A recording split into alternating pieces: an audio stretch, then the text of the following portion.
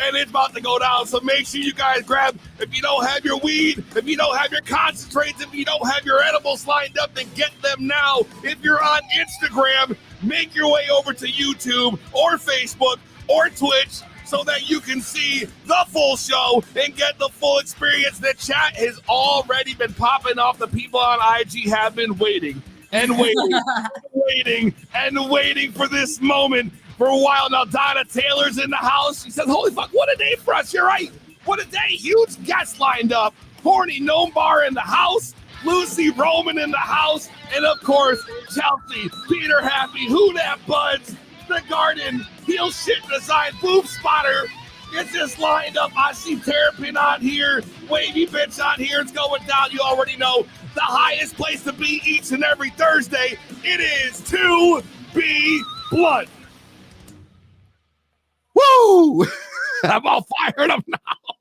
I came in just like, whoa! Yeah, let's go into. We got to get you ready for the show. We're hyping this place. You already know how it goes. So let's not waste any time. I know Chris Walsh is sitting in the backstage area just itching to come on. But before we do that, we got to do my favorite part of the show and yours, the ceremonial lighting of the blunt. Always got to come first.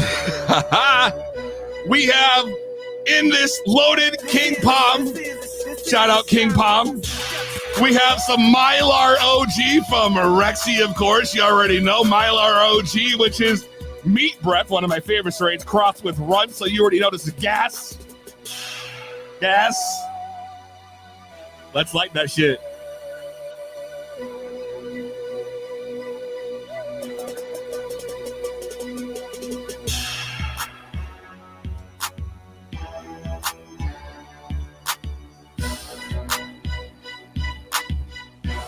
Oh, man. That's just delicious. That is just delicious. Kristen, are you ready, man? This is your first time. Fill in the seat for CTMMP data. I know. I'm like, I need a State of the Union address. Like, No, you don't need a State of the Union address. That's not required. But I'm absolutely. this is your first time filling the co-host seat. You know, you got shoes to fill. I'm sure Lou wears like at least like a size 11 or 12, right? So, I mean, you got to figure, you know, I'm just saying, guess. It's a guess at this point. I'm real excited because I see Chris Walsh. He's waiting in the background. I think, you know, maybe we should just bring him in. I know he's a busy man with a little bit of a time limit here, so I don't think we should waste any more time. What do you think? I'm ready. Well, in that case, let's not waste any time. I'm sure he's sitting back there just like. He is. He's waiting. I can see him right now. It's weird being backstage. I've hung out back there. You're just like, you can see yourself and the other people. I've never been backstage before. Actually, the first time. Run your show next week, and you can be a guest on your own show. That's right. You can host, actually, instead. You can just do that. I could not. Well, let's not waste any time. He is the CEO and president of MJBizDaily's and the man behind the largest international cannabis business conference. I didn't stumble over it this time. He is the infamous Chris Walsh, live on To Be Blunt. Chris, thank you for joining us tonight. Man, you got me all pumped up. Your intro video is awesome. Maybe you should make one for MJBizCon for us. Oh, I would love to talk more about that. We can discuss off air, of course, but I do appreciate it. I was like shadow boxing. I was ready to roll. It's almost like you get ready for WrestleMania. Yeah, like, all right. That's what happens backstage, Kristen. I know. You know? It's an interesting place to be backstage. You get to see all the stuff that's going down. You know what I mean? So I'm glad that I could pump you up and get you ready for this interview. MJBizCon going down November 15th through the 18th, Las Vegas Convention Center. Huge, if not the biggest international event. I gotta say, I'm super pumped. I'm actually going to be coming to the event this year, first time. Awesome. So I'm super pumped up. I'm rolling with PodConX, my man Dan. So we're going to be showing up heavy. The whole network's coming in, and we're going to be doing walking around and doing some interviews and whatnot. So we're really pumped. It's my first time. I got to tell you, man, it's a little overwhelming. Yeah, You it know? can be. And realize when we held our first conference in 2012 in a former Masonic lodge in Denver, because that's all that would take us.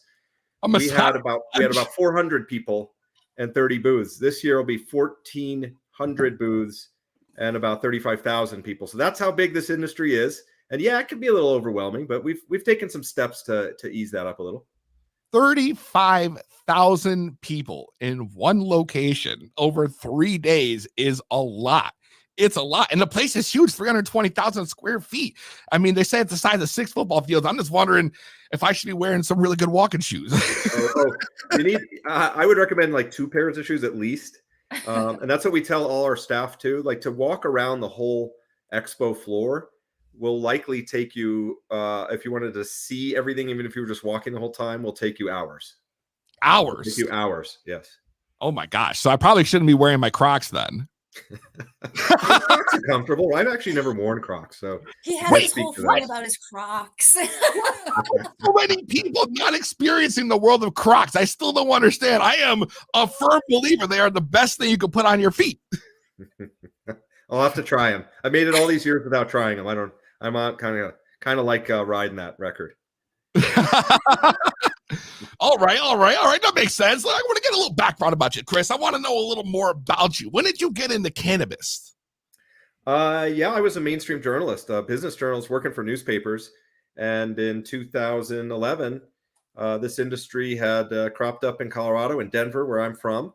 And, there were more Starbucks in Denver there were more dispensaries than Starbucks, which had happened in less than a 2-year period since the first one came up. So the co-founders of MJBiz just saw an opportunity to serve the industry and hired me to help launch it. And we just started writing about news and analysis for business people, for professionals, for people that want to get into the industry, and then layered on market research data and all these boring terms. And then we started hosting professional conferences and trade shows, and really bringing the whole industry together. And can't tell you how many people have come up and said they were able to get in the industry because of something that happened to them at MJBizCon, a person they met, something they learned. So, you do business for a reason. Hopefully it's not just money.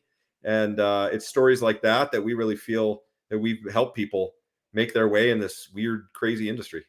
Well, you do state that networking is a very important part of the MJBiz event. What is it that separates MJBizCon from other cannabis conferences? I think it's our approach since day one when we started.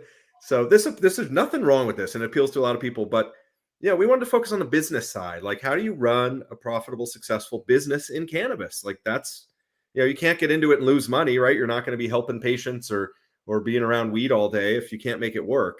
So we always felt that we would help people do that, but make it really professional, because in order for the industry to gain acceptance, in order for other states to legalize, in order to get friendly regulations for patients, for consumers, for businesses, it had to be taken seriously. So we really try to bring that professional crowd together. And, the first events before we started, I'd go to a medical cannabis show or conference. And it was great if you were there to party or just to be around the plant, and there's nothing wrong with that. But you'd have Cypress Hill singing, and you'd have ladies walking around in bikinis with bongs on the show floor, and you'd have T-shirts and artwork, and we're like, well, there's a place for this, but we want to do something different. So I think what makes the networking really good, if you're serious about the business side of the industry or getting into the industry, or even at a bud tender level, it's that you're going to learn about it, but you're going to meet the right people. You're going to meet people who've been there, done that, and can help you, guide you. And you know what? There's a time to have fun. You can do it on the job. You can do it after work. But to make your way in the business, you got to be professional, more or less, especially if you're running the businesses. So I think the networking, that's where it really comes in, is that we're getting the right people that can help each other. All right. Yeah, that makes a whole lot of sense. Listen, it's a hard industry to get into. I mean, there's no doubt about it. I mean, especially out here on the East Coast, right? So like, as you know, like we just started rolling out recreation across like mostly New England and whatnot. And, because we're in Connecticut right now. So, I mean, we just went legal last year. recreational, and getting in and trying to get into the industry and get a license and find a way to be able to open a dispensary or open a business in any sector of the cannabis, you know what I mean, is just incredibly difficult. So having an event like this kind of changes that scale for people who might be struggling. Yeah, and I mean, you could get around the movers and shakers, but it's really about, people just randomly run into someone who becomes their partner or an investor or gives them the right advice so that they can get started at a cannabis company or start their own or find investment money or really learn what it takes. You might be in Connecticut and say, how the hell am I going to get in this industry here? It's too hard. It's too expensive. There's other states where it's completely different. It's a completely different scenario. And there's not as many regulations. It's cheaper and all that. So, it's just about opening people's minds up to how this industry works and operates, where the opportunities are and what the challenges are. Would you say that the West Coast is still the dominant force in cannabis? That's a great question. So those are the OGs of the industry. We rode their backs as an industry because they took risks at a time when most people wouldn't, when we didn't know what the federal government was going to do after states legalized and dispensaries opened up and then recreational stores. So they didn't know. They could have, a lot of them got raided and shut down and all their weed seized, right? I mean, they took a lot of risks. And that was the capital for a long time. California is a mess right now in the cannabis industry. The regulations are terrible. The taxes are high. Businesses are having trouble just making it day to day. So is what you're seeing day to day. And you're seeing the mature markets like Colorado, Washington, Oregon, they're starting to stagnate and decline. What I love about where the East Coast is going is they're doing it completely different. That, the western side of the country evolved just kind of piecemeal over time. And the eastern states are just putting a different structure in place. And there's benefits and drawbacks to both ways. So I don't want to just say, oh, the East Coast has it all figured out. It's more expensive. It's harder. A lot of the people getting involved there come from mainstream industries and have access to capital and stuff. But I think that, a lot of the focus now is on the East Coast. You got New York, New Jersey are big ones. Now you got Connecticut. Like, you've got some big population centers, some influential states that have legalized. So I like how it's almost a tale of two sides of the industry. It's interesting you say that about California, because a few years ago, and I just want to quote you on this, you actually had said that California is the next gold rush. Do you still believe that? Look at you digging up bad quotes from the back in the day that I made. Hey man, listen, I might never said that. Like, the big crazy man at the beginning of the show, but I'll tell you right now, I do my homework, and I did read a lot of your interviews. I've been following up with you and MJBizCon, especially since I found out I was going to be attending. So I mean, I'm really trying to get as much info as I can. So like, yes, you did quote that, saying that California was a gold rush, but now I'm hearing you now that you sounds like your tone might be changing on that topic. No, actually, see, I'm going to dig my way out of this pretty easily. It was the gold rush. It was the gold rush. Everyone was, flocking. I mean, California legalizing recreational, biggest market already. Lots of opportunities, all the influence, all the money there, and it kind of turned out like the gold rush. That's the part I didn't get to say back then. But no, there was a gold rush, and everyone went there, and there was money to be made, or at least the promise of it. But the state has just not proceeded with the regulations in a sustainable way. And again, the taxation's too high. And the biggest issue, which I was also saying back then, though, was how are they going to crack down on the illicit market, which is the only way the legal market will work. And so California, it's very entrenched there. So what happens is all these companies that cropped up and are paying the fees, they're putting in security systems, they're meeting the regulations, doing things by the book, not getting the federal taxes, are at a huge disadvantage to the still thriving illicit market of people that aren't doing that. So it's a very bad situation for the people trying to be in the above ground market. So yeah, it was a gold rush for a while. Some companies made money, a lot aren't now because there was a saturation in some cases, but it's a lot of it has to do with the regulations not evolving to become business friendly. Awesome. Yeah, I mean, that's a great answer. it really is just kind of a toss-up, and seeing how the East Coast is kind of evolving and going in this direction of recreational more and more and more. Do you think there's a possibility that we might see an MJBizCon over on the East Coast? You know, you never know. We used to have a spring show. We had it in New Orleans for all. We moved around. We had one in DC, Chicago, and then we had it in New Orleans for a while. But no, I mean, it is becoming another epicenter of the cannabis industry in the country. And so you never know where we'll go, but we get a lot of people from the East Coast at our show in Vegas, obviously. But no, it's very influential now. And you know, especially as New York comes into play, I think that was a game changer for sure. Yeah, New York has the potential to be such a huge market. It does, but you know, I've been there a couple times recently, and they might, if they're not careful, it's going to be another California. You can go there now, and there's places selling marijuana, storefronts that really aren't supposed to be there. No one's cracking down. They're in New York City, and you can go buy THC products in a store. They're not licensed. The state was still working on regulations, you know. So New York has also had a long time illicit market. You know, I remember 25 years ago, you could get it delivered to your door on some dude in a bicycle. Of course, that's been the case now too, but that's been there for a long time, right? You just call the guy. I mean, I got a buddy who moved to Long Island a few years back. When he first got there, he had no clue how to get cannabis. He's like, what the hell am I going to do? And he ended up finding this guy online, right? Just like this. Sounds about right. Meet him in New York City. He'd take the train to the city on a bike. Yeah.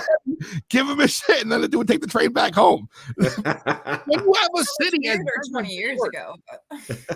Now it's you know, it's an interesting thing because a lot of people made their living in the illicit market, and then now it's legal, and those people usually get pushed out. We've done a lot of stories on my podcast and MJ Biz about how you can transition from the illicit market to the legal market. A lot of people try and do that. Some people have done it very successfully, others have not. Some people stay in it. But in New York, you know, I think it has a lot of potential, but if they don't get it right and don't find a way to crack down, I guess, as much as they can on the illicit, there's always going to be the dudes riding their bikes, delivering it to your apartment, right? Of course. But if there's like major operations of cultivation and people selling it in other ways, that's going to lead to another situation where the people trying to do it right, the businesses that are paying the money, following regulations, aren't going to be able to compete. Right. That kind of unwinds the whole purpose of legalization. Well, the legal market is not exactly the greatest too. I mean, a lot of these companies that are running, especially out here in the East Coast, there's so much controversy. I mean, I'm sure you heard the story about the girl at True Leave who passed away due to not being able to breathe while she was trimming. I guess they said there was too much cannabis dust, as they called it, Keith, in the air. I mean, these poor conditions, which are being reported across the board in Connecticut and Massachusetts and more, are just proving that it's, the legal and industry maybe is not regulated enough. Well, I think that's a tricky question. It depends on the state. Every state has a completely different approach. I think the problem, which a lot of people don't want this, but there's no federal regulation. So typically that would be governed by federal agencies for workplace safety, right? But it's not, because the federal government's Schedule I drug, man. It's the worst of the worst, right? Whatever. Right. Worse than I know you guys are going to talk about Biden's move. Maybe that will start to change, but the federal government's not involved in testing. It's not involved in workplace regulations in these cases. It's just these companies are following state rules, and so these things are going to crop up in this type of an environment.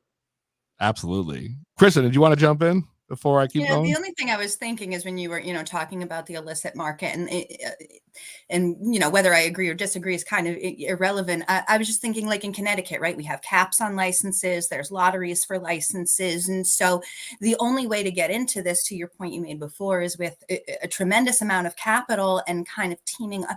So there's never, right now, point in time, I would say there is not an opportunity for the small guy to have a chance, because you can have these out of state interests come in because of, that ruling that happened in Maine is very much affecting like interstate commerce and all that.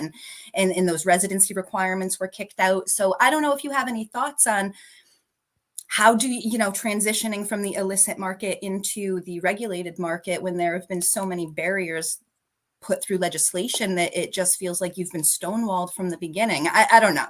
Yeah, it's a great point. And again, every state handles this differently. In some states, you can still get involved to grow or or sell with $10,000 and an open license. There's no caps, right? You can go to Oklahoma. It's the Wild West. That's a bad environment too, because a lot of those people are failing now. California was basically that way. Connecticut and a lot of the East Coast states are a lot different. They're stricter. It's a lot more money. In some cases, millions to get involved. To your point, just fast forwarding. Yeah, I mean, you got to look for another state. You got to hook up with the right people, or you've got to consider not touching the plant where there aren't as many regulations. So that's what we do. We don't touch cannabis, right? But there's so many things that the industry needs that people don't think of. They just think I either have to grow it or sell it, and if the licenses are too much, I can't do it, right?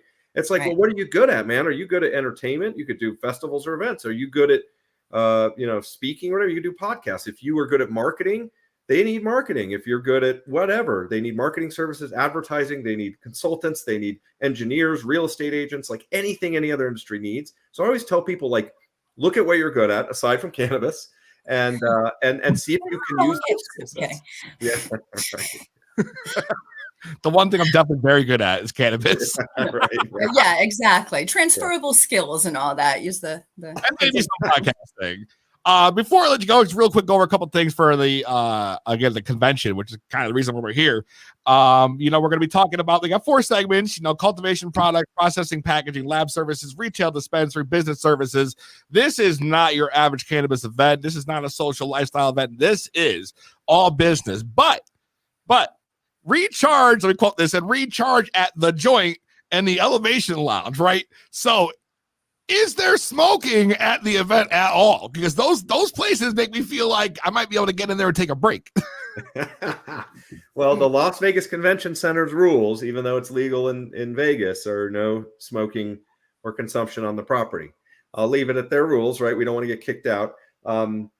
There's a lot of ways to consume these days, so who knows what people are doing. It's not all about smoking the flower. But no, those lounges are just they're a way for us to kind of loosen the tie a little bit. Being so professional these years, trying to avoid the industry stigmas, especially for outsiders, so they don't think this industry is a joke, right? We're to the point now where we're trying to bring in more of that fun into the thing. So it is all business, right? But these are new things we're doing. One area is going to have food trucks and DJs and games and things like that. So it's a mix. It's a business event with lots of fun baked in. But honestly, there's also lots of after parties. And what happens at the after parties? Wait a second. Stays at the after parties. Is there a way I can find out more about these after parties? Is there going to be coming out there? Is there like a website for this or a Facebook group? Yeah, we listed on MJBizConference.com, where we'll have a list up of a lot of the affiliated parties that are going on. You'll hear about a lot of them too. I mean, it's a major attraction. There's 10 things every night all around town. Hell yeah, I can't wait. So one last thing before I let you go, I know you have to go. You guys have known to be having all kinds of special guests and celebrities show up at the event. Is there any big surprises planned that maybe you can give us a hint about, or is everything real hush-hush right now? Everything's kind of hush-hush. I mean, as part of our speaking lineup, we have, luminaries from the industry. We have Burner as a keynote, famous for lots of things, rapping, and now he has one of the biggest brands in the industry. We've got Rhonda Coleman. She was the founder of Boston Harbor Distillery. Sam Adams coming in to talk about, similarities with beer. But in terms of other celebrities, man, there's always celebrities that come. And typically we've left it up to the exhibitors a lot of times to bring in their people that they're affiliated with. But now we're going to team up with them and make sure it's communicated clearly. Last year we had Lil Kim, who I walked from the trade show floor to the press booth with her entourage. I look like an idiot next to her, but I did it anyway. We've had Mike Tyson's, on the show floor. Like there's Kevin Smith. Like there would be celebrities popping all over the place. Oh, I can't wait. Well, listen, I really appreciate you coming on the show tonight. I don't want to keep you too long. I know you have to go. So Chris Walsh, CEO, president of MJBizDaily. Check out MJBizCon November 15th through the 18th, Las Vegas Convention Center going down. Make sure you guys get your tickets now. Thanks again, Chris. Appreciate you coming on. Love it, man. Thank you. Hope to see you there. Absolutely, man. Have a good one. Thank you again. Take care. Oh, man, Kristen. That was great. That was a big guess, yo. Chris Walsh in the house, yo. Chris Walsh in the house. I feel like now I got all that. I was real nervous for that interview. Okay, shake it off. I was really nervous. I'm not gonna lie. I spent hours before this, kind of like my anxiety was killing me. So now I feel like I have a weight off my shoulders. So I think what we're gonna do is we're gonna take a little break. Relight this blunt. That's my weed downstairs. When we come back, more To Be Blunt. Don't go anywhere. It's the highest podcast around.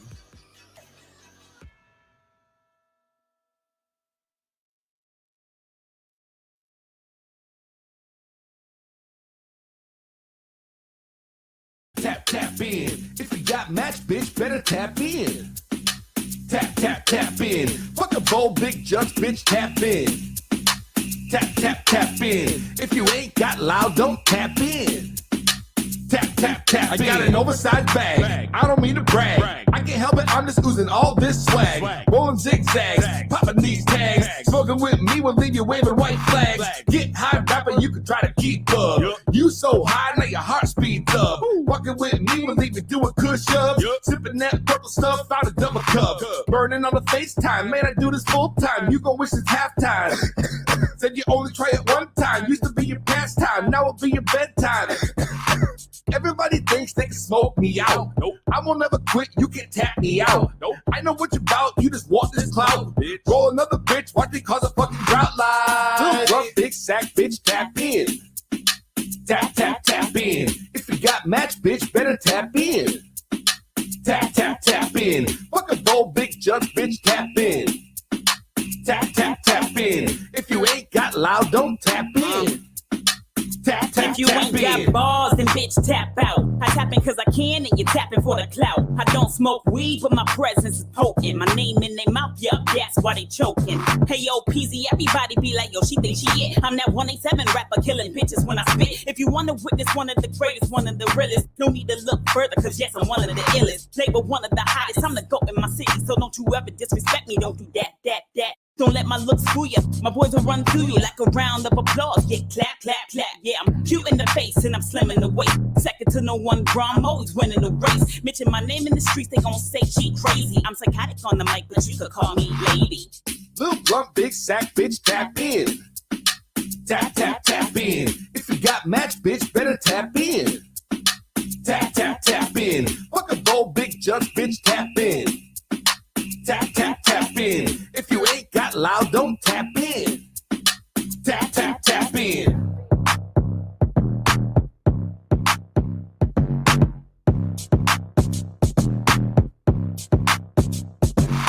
Guaranteed to give you the munchies. It's To Be Blunt with Peezy.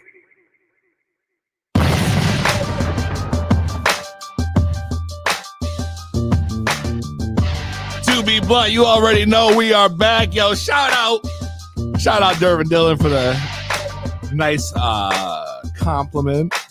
Donna Taylor, of course, in the house. That fucking rock, she already knows. Her spelling is impeccable, by the way. I love it. You're typing. Yeah, you already know what it's like when Donna Taylor's in the house, Chris. And I mean, she always turns it up. Like fun is fun. I gotta tell you, she sent me a message, right, the other day. I'm not gonna lie. I would really like to read it, actually, on air. Hope she doesn't mind.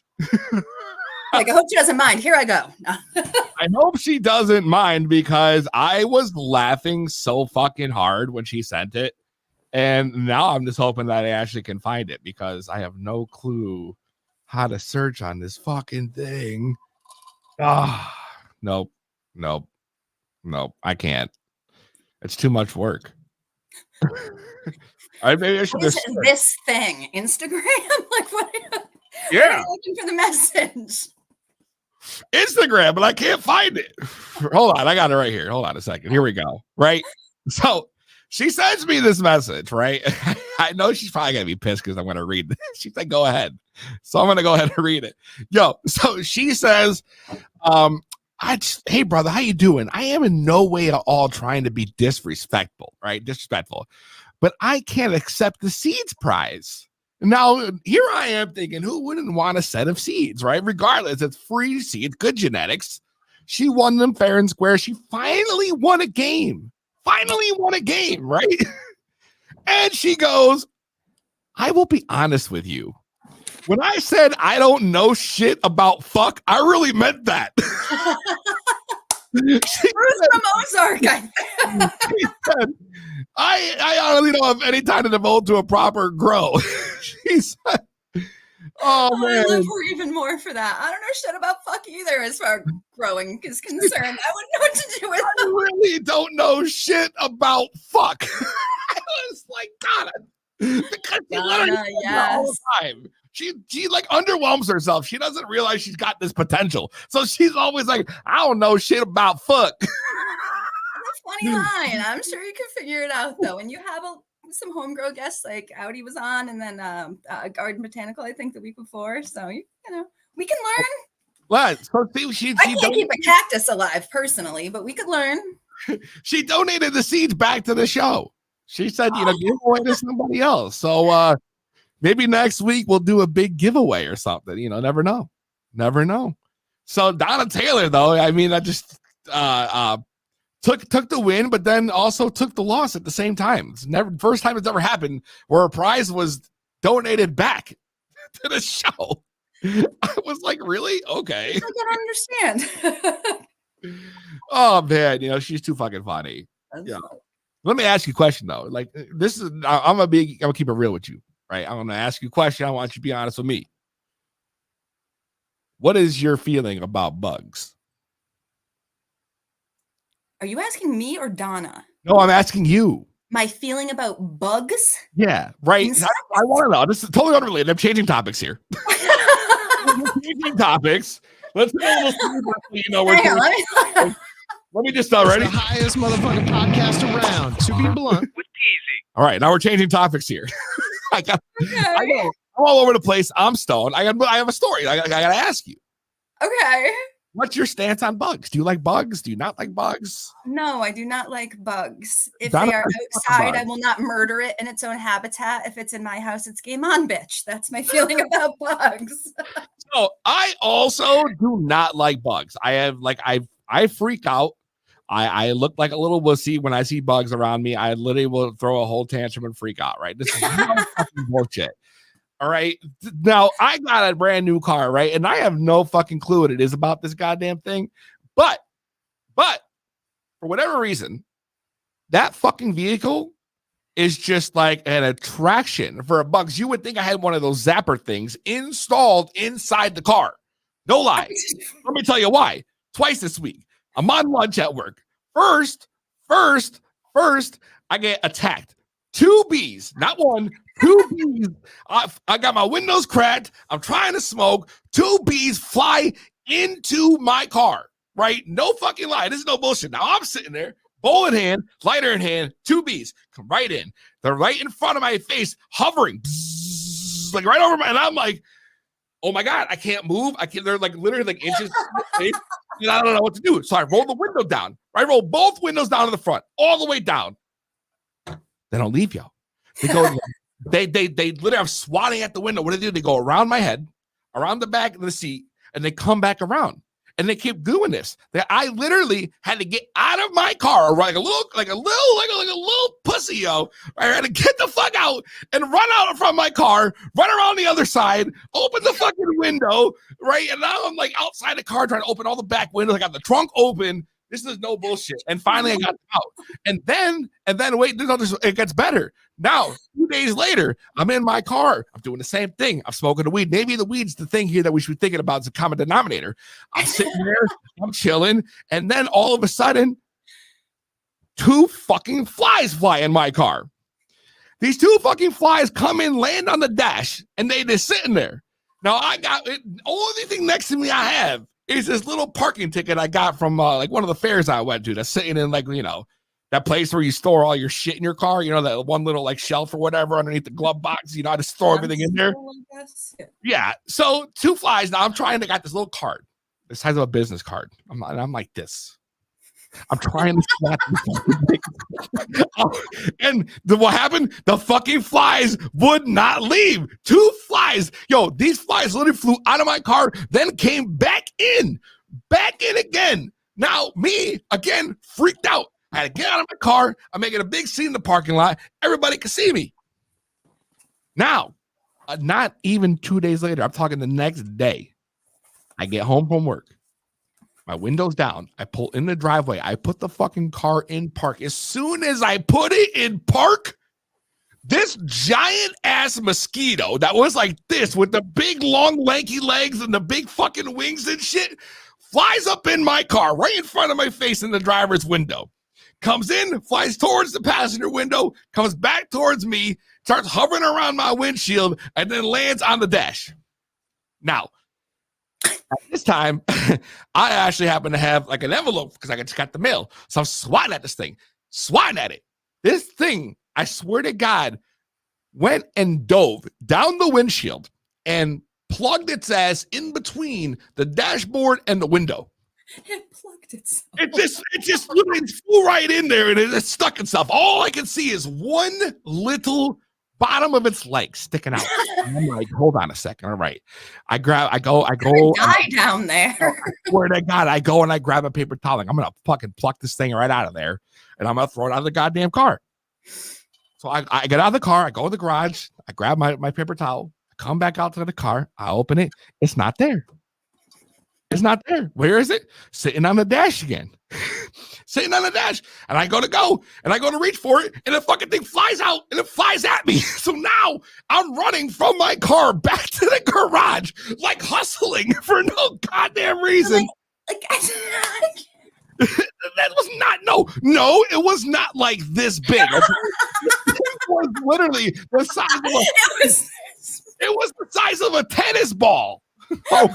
Not a golf ball, not some fucking croquet, not bocce. It was a goddamn tennis ball size. Where the fuck do you live? Aren't you living?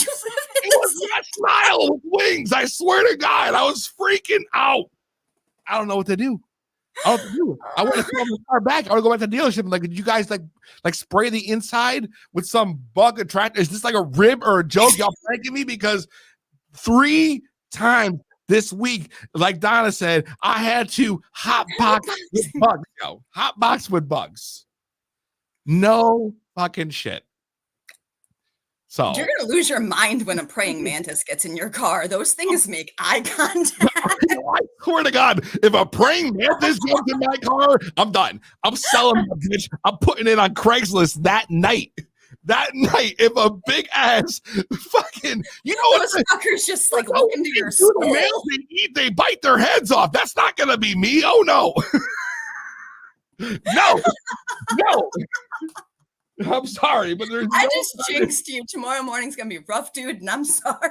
Dude, I swear to God, if I jump in my car tomorrow and there's a full ass giant praying mantis, I'm done. I'm calling Uber. I'm doing Uber from now on. Like I just can't. I'm messing with their whole life, so I've got a good one. So there was a spider in my bathroom, and I was like, "Fuck this thing! I can't." It was kind of big. It had like a bubbly-ish body. I don't know, like the breeds of spiders. So I swatted this thing with a shoe and it exploded into what looked like a million other little miniature spiders. So yeah, wolf spiders, I guess, carry a sack of babies on their back. And when you snap them, it explodes fucking baby spiders. So I didn't just have one spider. I had like hundreds of little, Nah. Dude, in the house. Nah. No.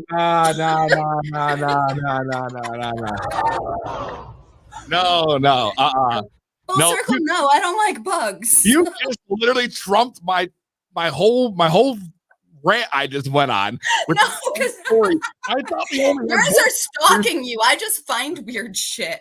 I thought wolf spiders were only in Australia. Maybe I'm saying the wrong kind. Maybe it's not called a wolf spider. There's some kind of spider. A wolf spider is like one of them bitches that are like the size of a goddamn frisbee. Okay, you find it out. Yeah, crikey, that's a lot of spider. I can't do Australia. I have no clue what I'm doing. That's all right. No, like Crocodile Dundee didn't need to come save me from it, but it was still pretty big. Well, I'll tell you what. I don't think I'll ever look at another spider the same after that one. That's for sure. Because a giant sack of spiders exploding after your no. No. Everyone, you're welcome for that. That's got to be where I draw the line. That's got to be where I draw the line because there's no. Oh my god! I got itchy now. You know when you start thinking about bugs? Like, Jesus Christ, we've got like giant mosquitoes. Donna had a fucking snake in her bedroom. A All snake right. in her bedroom. Feel free to call and tell me that story. I got to hear that story. Snake in the bedroom? What? Lucy says they can feel your frequency. Just leave the windows open a crack and they'll find their way out. No, I don't got time to wait for them to find their way out. All right? No. If they're attracted to my frequency, they're not going anywhere. All right? And mosquitoes eat me alive. That's why my bougie ass don't go camping. All right, because I could be literally in a crowd full of people around the fire, and I'll be the only one with 13 bites on my legs because these things think I'm like an Italian sweet sausage, and they attack me. Right? They attack me. I can't do fucking bugs. I hate Italian sweet sausage. Nice analogy. Like, what else could it be? My Italian olive one. It's gotta be that. It tastes like a sweet sausage, maybe I'm spicy. I don't know, but they love it. They love it. I hate it. It's like oh my god. We got a phone call. To be blunt, what's your name? Where you calling from? It's Donna Taylor. What are you doing? Yes, it's motherfucking Donna Taylor. Yeah, I stepped on them spiders before too and had 111 fucking everywhere. That's horrible. You seen the spiders? We're gonna mess this one Yeah, up. they are wolf spiders. Yeah, they a bunch of other ones do it too, but wolf spiders are. I thought known wolf for that. spiders were just an Thank you so much for this. Okay. No, they're here too. They sure are. Who that bud says there literally are wolf spiders in CT. In my bathroom last year, In apparently. your bathroom last year. What did you do, by the way, after like that whole thing? Like when they exploded? Like what was like how did you get rid of them? Oh god. Like a couple days later, I had like a bug person come and deal with it, but point in time I attacked it with a bottle of Febreze. I'm actually embarrassed at this answer. I didn't know what to do, so I just sprayed chemicals at All it. of them? They were everywhere. Donna, you got a fucking snake in your bedroom? Yes, I live out here in the fucking country, and I've got a creek behind my house, and we've got water moccasins and such back there. And I was sitting, it was actually before one of your podcasts, and I was getting everything set up, and out of the corner of my eye, I seen a head, and I thought, a fucking mouse. Oh my God, they walked over there like I had sense. No, it was a water moccasin behind my fucking TV. A water moccasin? Aren't those dangerous? Yeah, well, yes, they are. They sure are. Oh my God, Donna, what did you do? Well, he was about 2 foot long, maybe a little bit longer. I didn't know what I was going to do, so I run on my front porch to my fucking grill and grabbed them big ass tongs. No, the fuck you did not. I damn sure did. That's kind of badass. So you went at this thing with a pair of tongs? I snatched that sucker up. Ooh. I dropped him going out my back door, so I had to snatch him up again before my dog got him. Oh, Jesus.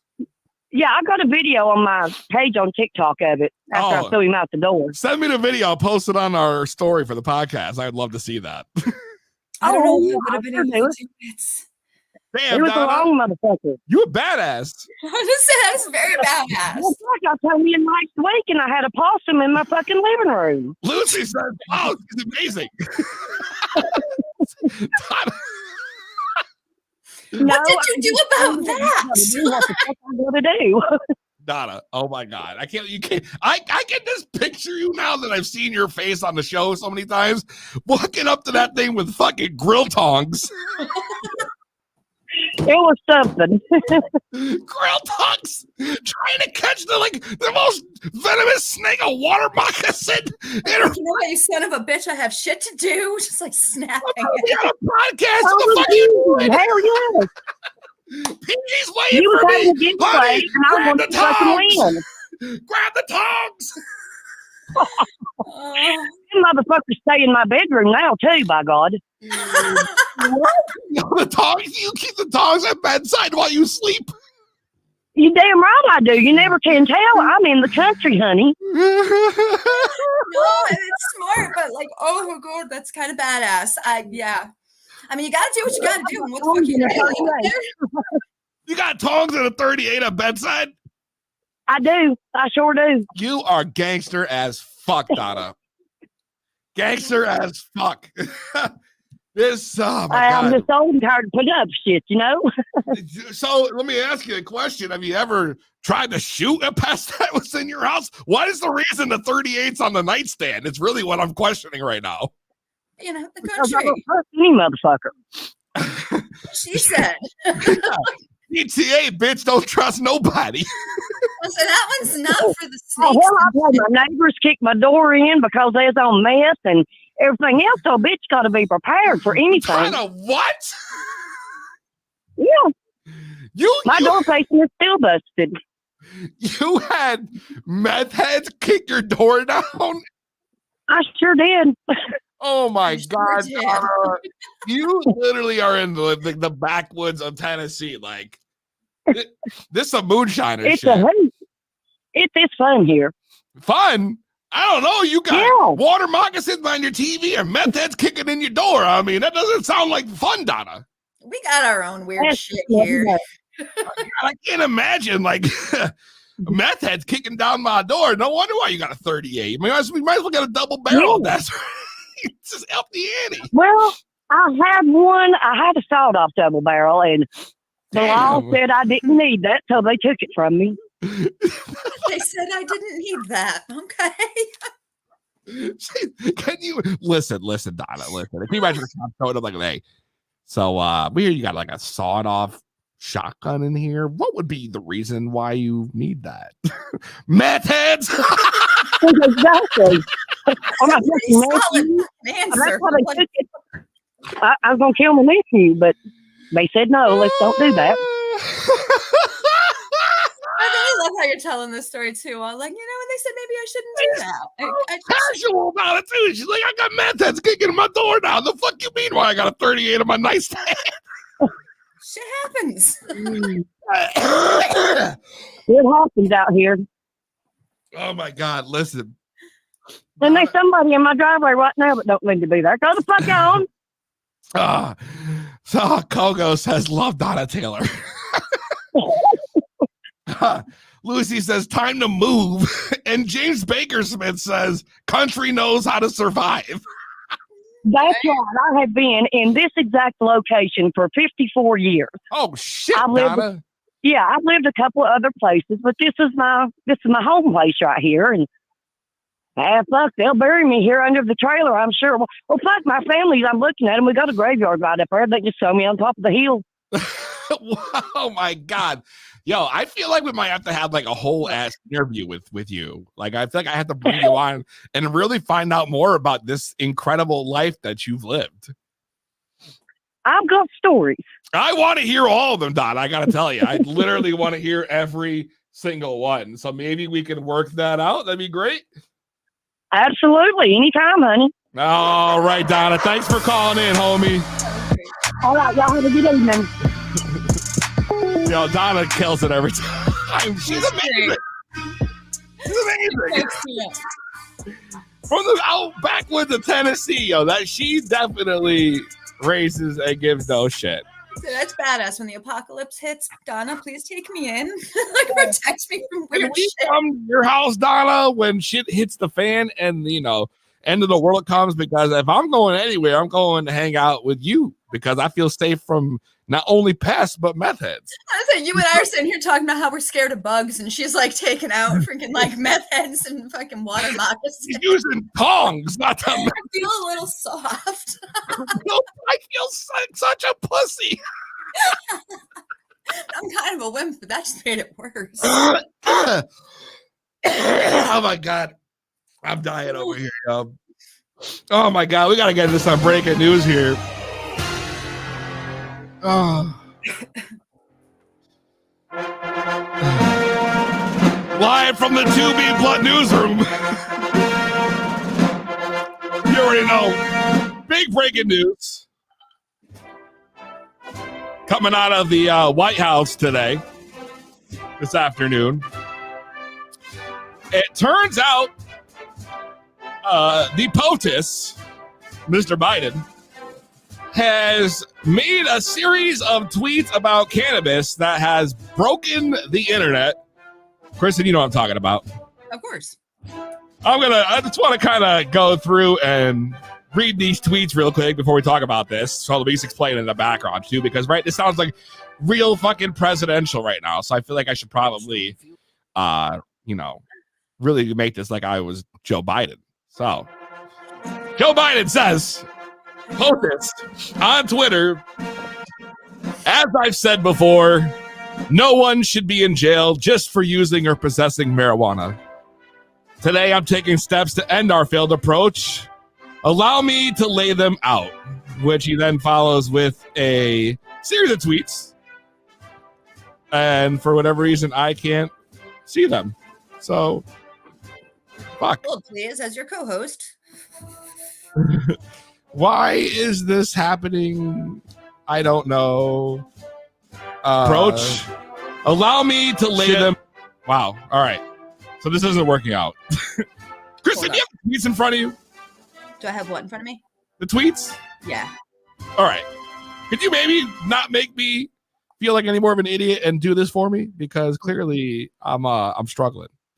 Yeah, as soon as I can. Okay.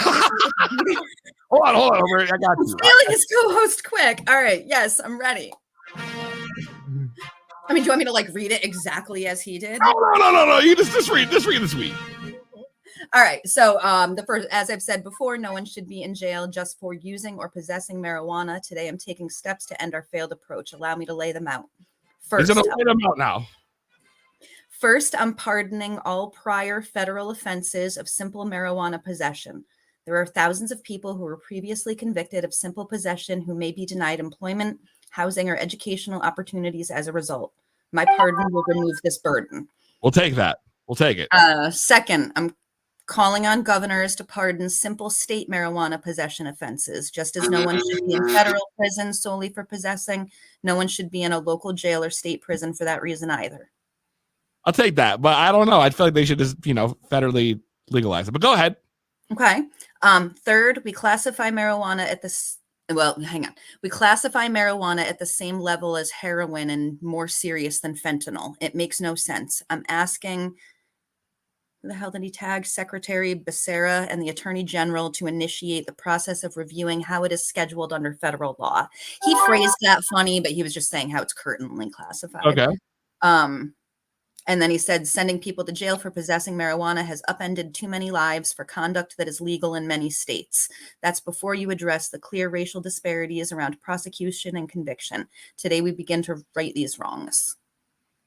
I think Today that's all. we begin to right these wrongs. And that honestly had broken at the moment, the internet. Twitter started going nuts. There were so many people on there just going crazy. And then he went ahead and released a whole ass video talking about it too, which is honestly just as amazing, if I may. I think I can. For president, no one. Oh. As I said when I ran for president, no one should be in jail just for using or possessing marijuana. It's already legal in many states. And criminal records for marijuana possession have led to needless barriers to employment. Is this exactly what he tweeted too, by the way? Pretty close. Why even release the video after you just released like 6 tweets on this shit on top of it? Different forums, you know what I mean? You gotta like get out for the different Democrats.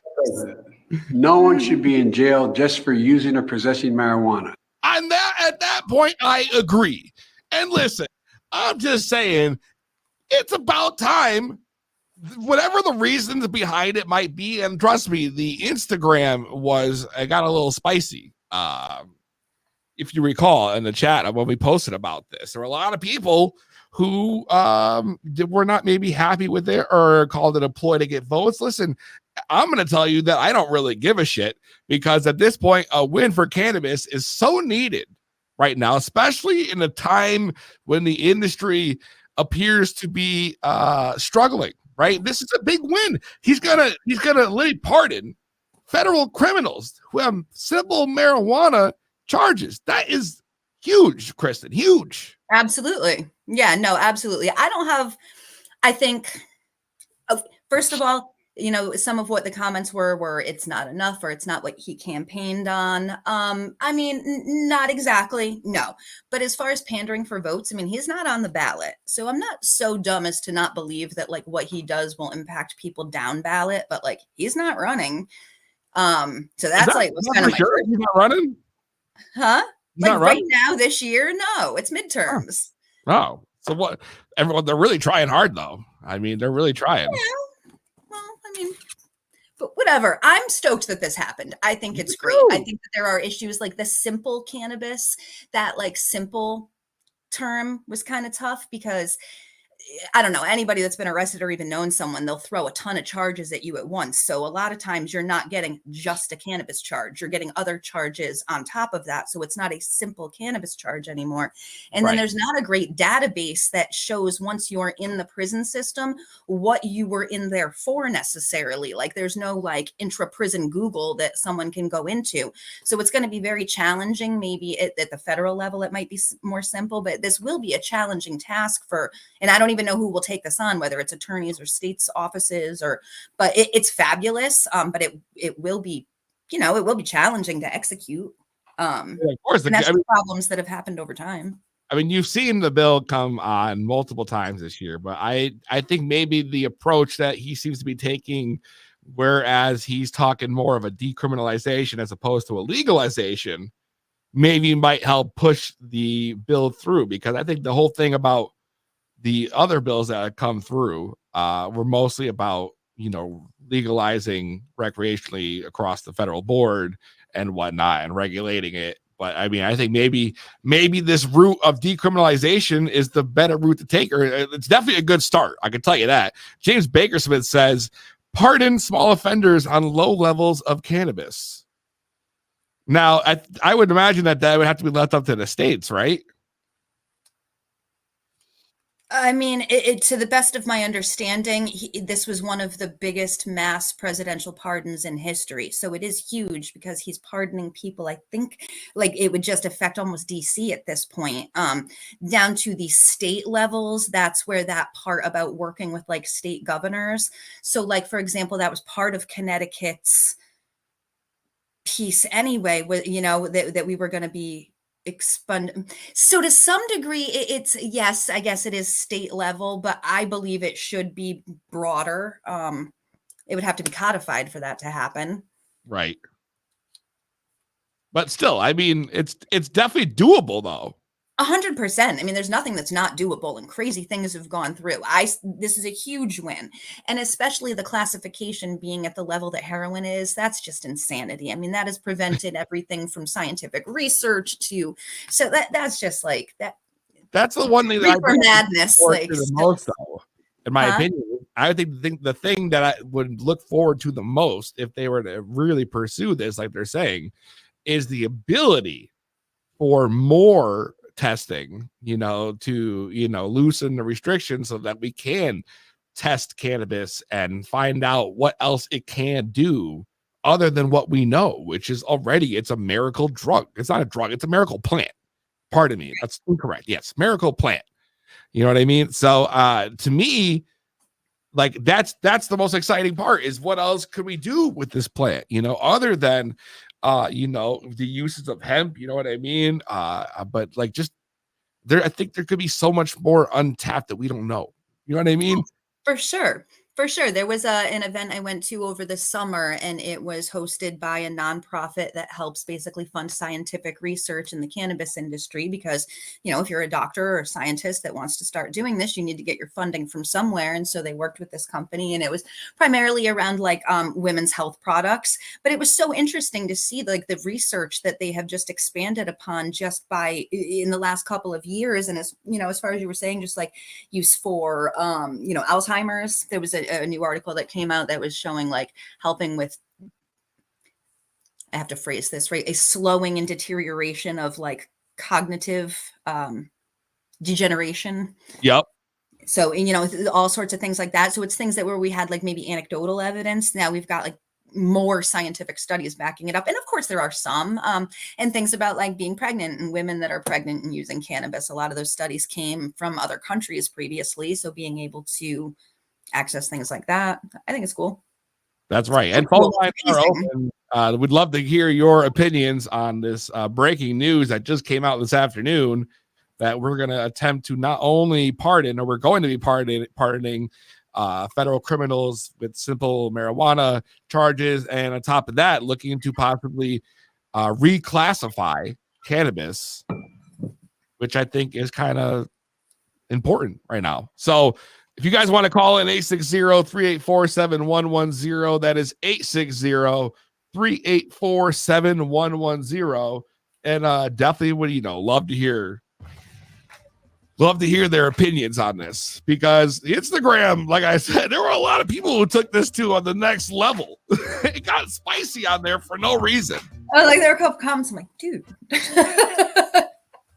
The comments were nuts, y'all. I mean, they were talking about where was this? They got the one guy. Remember when he said legal marijuana day one? Yes, we remember, but shit takes a while to happen. It could be whatever. There's numerous things happening. And then, of course, you got a pandemic and all this shit. So I'm just saying, I'm happy it's just happening. That's my response to that. What do you think, Kristen? I'm with you. The whole day one thing, whatever. You know what I mean? Like, there was pressure being put on the Biden administration to take more action and, drop students for a sensible drug policy. Jason Ortiz is involved in that. They teamed up with the Last Prisoner Project. There is a whole initiative, movement, push, whatever, like Biden, keep your promises, So while this is freaking amazing and absolutely incredible, there is also still more of a push. And I don't anticipate, it's not like I talked to him before I went on the show or anything, but I don't see any keep your promises, whatever you promised before, like do that. So this is great. And then I always say, I'm like, that is awesome that that's what you did. What's next? Because there's still always work to do. There's work to be done. It's not like this is solving every problem in the cannabis space for everyone. So it's dope and I'm super stoked. And then it's like, all right, after this is good, what's next? Yeah, one woman's opinion. No, I mean, you're right, though. You're right. And people always argue that, people don't want to legalize, for all different types of reasons, whether it's corporate greed or, just whatever it might be. So either way, there's a legit debate back and forth about the difference between legalizing versus decriminalization, whether it should be rescheduled or taken off the schedule altogether, if it should be classified as pharmaceutical versus agricultural. And honestly, I really enjoy those conversations because, those are the types of debates that people should be having, not whether it's good or bad. I mean, we're so far beyond that at this point. It's just fine-tuning. Right. Oh, absolutely. Definitely. There's a lot of fine tuning to be done, but I just hope that the path is taken and, maybe this is the first big step we're going to get into changing the way this country has been viewing cannabis over the last, God, I can't even tell you how many years at this point. You know what I mean? Since Reefer Madness and so on. It's been crazy. So, and now here we are, 2022, about to go into 2023, and POTUS just drops this fucking bomb randomly on show day, which is great for us. Because it was like a hot topic to talk about. I'm like, and this is, whatever, like, me, so I love the politics shit, but regardless of what side or who you supported for president and all that, it is important to keep in mind that there needs to be a Democratic majority to help Biden push through these things that he's doing.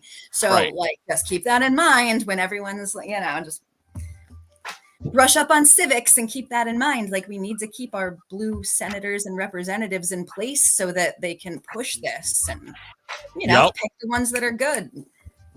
I definitely agree.